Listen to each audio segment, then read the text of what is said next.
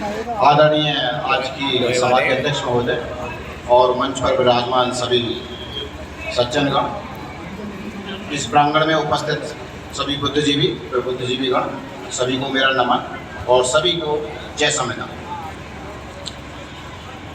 साथियों, बड़े हर्ष का विषय है कि आज हम ही नहीं, संपूर्ण भारत ही नहीं, पूरे विश्व में बाबा साहब की जयंती जगह जगह मनाई जा रही है। पूरे महीने भी चलती है और सबसे ज़्यादा जयंती बाबा साहब की ही मनाई जाती है। हमारे जो भी महापुरुष में सबसे ज़्यादा जयंती लंबे समय पर बाबा साहब की मनाई जाती है। जैसा कि मैं यहाँ पर सुन रहा हूँ, अपने अपने विचार सभी रख रहे हैं और आगे आने वाले भी रखेंगे, तो समय को भी देखते हुए, दूसरे वक्ताओं को भी समय देते हुए मैं 2-3 बातें आपके साथ साझा करना चाहता हूँ। एक तो मैं ये बात करना चाहता हूँ कि जैसे कि बाबा साहब ने भी कहा, अपने वक्तव्य में कई बार कहा कि मुझे पूजने की जरूरत नहीं है, मुझे पढ़ने की जरूरत है, मुझे अध्ययन करने की जरूरत है। यदि मैं आज भी किसी चीज की पूजा करता हूँ, चाहे वो मूर्ति हो, चाहे वो कुछ भी हो, पूजना शब्द ही अपने आप में मनुवाद को जन्म देता है। तो सबसे पहले ये जो परंपरा है ना, पूजने वाली परंपरा है, इसको हमें हटाना पड़ेगा। सबसे बड़ी बात ये होगी उनके लिए, सही मायने में उनका मानने के लिए ये होगा कि हम उनके आदर्शों का पालन करें। अब आदर्शों का पालन कैसे करेंगे? तो जो सबसे प्रमुख किताब जिससे ये देश चल रहा है, बल्कि जो अमेरिका के राष्ट्रपति रहे, प्रेसिडेंट रहे, उन्होंने तो एक शब्द बोला था। उन्होंने कहा, यूएनए के प्रेसिडेंट जो रहे, उन्होंने कहा था कि मैंने पूरे विश्व के संविधानों को पढ़ा है और सबसे ज्यादा सुंदर संविधान वो भारत का संविधान। यदि इस संविधान को 5 वर्ष के लिए केवल भारत में ही नहीं, अब इसको पूरे विश्व में लागू कर दिया जाए 5 वर्ष के लिए, तो पूरे विश्व से भूखमरी, आतंकवाद, दरिद्रता सारी 5 साल के अंदर खत्म हो जाएगी। ये ताकत है भारत के संविधान में। अब प्रश्न क्या होता है, हम आमतौर पर देखते हैं परंपराएं, बहुत सारी परंपराओं को हम लेकर के चल रहे हैं, इसमें बदलाव की आवश्यकता है। और वो बदलाव की आवश्यकता क्या है? बदलाव की आवश्यकता बस यही है कि हम ज्यादा से ज्यादा अध्ययन करें। और अध्ययन के लिए मैं एक बात कहूँगा, हो सकता है यहाँ पर मेरे विचार में थोड़ा सा विरोधाभास लगे। मैं कह रहा हूँ सभी तरह की किताबें पढ़िए। बाबा साहब की लाइब्रेरी में 50,000 पुस्तकें थी, 50,000 पुस्तकें थी। तो हम उन किताबों को तो पढ़ें, चाहे वो किसी भी तरह की किताबें पढ़ें तब, इसलिए कि जब तक मैं किसी पुस्तक को पढ़ूंगा नहीं, तो मैं उसके विरोध में उसका एनालिसिस क्यों करूंगा, कैसे करूंगा? तो मुझे पुस्तक तो पढ़नी पड़ेगी। जब मैं पुस्तक पढ़ूंगा, संविधान से कंपैरिजन करूंगा, वास्तविकता आ जाएगी। मान्यवर काशीराम जी ने भी क्या कहा, संविधान का सार क्या है? जैसा भी कुछ पूर्व के वक्ताओं ने कहा कि हमारे संविधान में ये चीजें सारी की सारी, तो वो ये है कि जो बाबा साहब जब परेशान हुए अपनी विषम परिस्थितियों में, अपने स्टेप बाय स्टेप परेशान होते चले गए, उन्होंने उन चीजों को गेन किया, ग्रहण किया कि मैं परेशान हूं, आगे वाली पीढ़ी को मैं क्या दूंगा।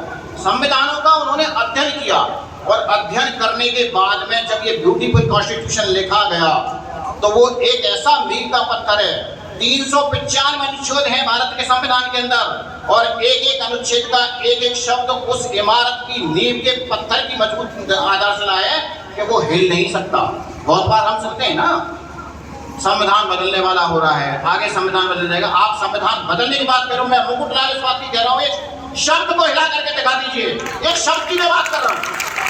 उन शब्दों को हिलाने के लिए एक कॉन्स्टिट्यूशन के प्रोसेस से जाना पड़ेगा, संभव नहीं है। इसलिए ये जो चीज है ना कहने वाली कि संविधान बदल जाएगा, सब संभव ही नहीं है। एक शब्द हिलाने के लिए पूरी पार्लियामेंट को बिठाना पड़ता है, एक कॉमा को हटाने के लिए पूरी पार्लियामेंट को बिठाना पड़ता है। मगर उसके लिए, उस पार्लियामेंट को मजबूत करने के लिए जो आपके पास में एक हथियार है ना, मैं उस हथियार की बात करूंगा। आपके पास जो वोट का अधिकार है, उस वोट के अधिकार को मजबूत करिए। कैसे करोगे? मैं जानता हूँ चुनाव के समय में, किसी भी लेवल का चुनाव हो, छल कपट, जैसे बोलते हैं ना, साम दाम दंडभेद सब होते हैं। आप कैंडिडेट को देखोगे, पार्टी को देखोगे, रिश्तेदार को देखोगे, इधर उधर के दबाव को देखोगे, और जो आपकी वोट की जो कीमत है ना, वो आपसे छीन के ले जाते हैं, बड़ी चालाकी से छीन करके ले जाते हैं। तो मैं कहूंगा एक बार को आप पार्टी को छोड़ दीजिए, व्यक्ति विशेष को छोड़ दीजिए, आप उसमें ये देखिए कि जितने कैंडिडेट खड़े हैं इनमें संविधानवादी कौन है। जिस दिन आपने संविधानवादियों को चुन करके भेज दिया पार्लियामेंट के अंदर, तो आपका संविधान सेफ रहेगा, और आपका संविधान सेफ रहेगा तो आपकी जो आने वाली जनरेशन है वो पूरी तरीका से सेफ रहेगी। बहुत कम समय लेते हुए बाबा साहब ने क्या कहा, काशीराम जी ने, मान्यवर काशीराम जी ने क्या कहा था, हमारा ये सिस्टम है ना, तो ये जो हमारा सिस्टम है वो ऐसे है, जरा भी इस सिस्टम में क्या है, आज हम यही तो फेस कर रहे हैं, हमारा सारा समाज यही तो फेस कर रहा है। 4 भागों में बांट दिया, यहाँ पर्टिकुलर ये, यहाँ पर्टिकुलर ये, यहाँ ये, ऐसे ही बने हुए हैं। भाई इसको ऐसे की जरूरत नहीं है। हमारा संविधान क्या करता है, समतलीकरण कर रहा है। ऐसे कर दो भैया, सब एक लाइन में खड़े हो जाओ, ये संविधान सभी को राइट देता है, सब इस तरह से सिंपल हो जाएगी, सब इक्वल हो जाएगी। इक्वलिटी क्या है, इक्वलिटी का अधिकार है। तो इस चीज को समझने की आवश्यकता है। अब मैं एक बात तो कहूँगा, अभी एक वक्ता आए हैं हमारे, उन्होंने अभी एक आरक्षण की बात कही, बहुत संक्षिप्त में बात करूंगा। आरक्षण कुछ है ही नहीं किसी भी मायने में, बस उसे समझने की जरूरत है। 100 रोटियां हैं, एक आदमी 50 रोटी खाएगा और 99 लोग 50 रोटी खाएंगे, क्या उसका इक्वल वितरण नहीं करोगे? किस चीज का आरक्षण है भाई? 100 लोग हैं, 100 रोटियां, एक रोटी दोगे या नहीं दोगे? किस चीज का आरक्षण है भाई? जरा मेरे को कोई समझाए कि आरक्षण का मतलब हम उसे नेगेटिविटी में क्यों लेते हैं? जो मेरा रिप्रेजेंटेशन है, मैं 100 आदमी हूं, तो मुझे 100 रोटी में से एक रोटी चाहिए या नहीं चाहिए? या ये ठीक रहेगा कि 99 रोटी तू खा ले और एक रोटी में मैं रहूंगा या मेरा परिवार रहेगा, 20 लोग रहेंगे? ऐसा क्यों भाई? संविधान यही तो कहता है, समानता का अधिकार कहता है। लास्ट में एक बात और कहूंगा, बातें बहुत सारी हो सकती हैं, बहुत सारा समय लिया जा सकता है। देखिए यहाँ पर सभी बुद्धिजीवी बैठे हैं, अगर आप ना होते तो आप घर पे बैठे हुए यहाँ नहीं होते। आपके अंदर एक जिज्ञासा, क्यूरियोसिटी कहीं ना कहीं समझने की, जूझने की। भारत के संविधान के आर्टिकल 51 के का जय भाव वैज्ञानिक दृष्टिकोण को अपनाने के लिए कहता है मूल कर्तव्यों में। जो मूल संविधान में नहीं था उसको बाद में 42वें संविधान संशोधन के माध्यम से जोड़ा गया। वो कहता है कि आप वैज्ञानिक दृष्टिकोण अपनाइए। तो मैं आपसे यह अनुरोध करता हूं इस मंच के माध्यम से, इस सुंदर मंच के माध्यम से मैं अनुरोध करता हूं, मैं कह रहा हूं आप उसे मत मानिए, कोई कह रहा है आप उसे मत मानिए।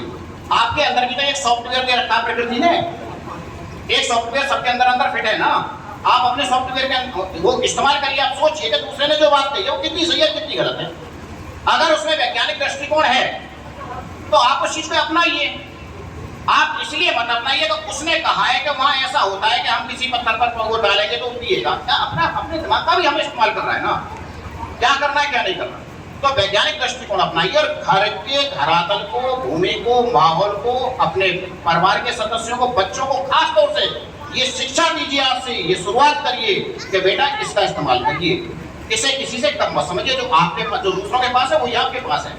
अगर इसको लेकर के चलोगे तभी अंतर करना सीखोगे। और विरोध करना जहां आवश्यक है वहां कभी भी विरोध करने से ना डरें। बहुत ज्यादा समय ना लेते हुए संविधान पर चर्चा की जानी चाहिए थी, हो सकती है, बहुत ज्यादा हो सकती है। और आगामी जो भी वक्ता होंगे उनसे भी अनुरोध है कि वो संविधान पर ज्यादा से ज्यादा बोले।